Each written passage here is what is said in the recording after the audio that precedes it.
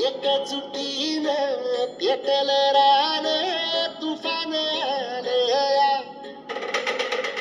काळ्या भुईच्या भेटीला हे आभाळ आलया.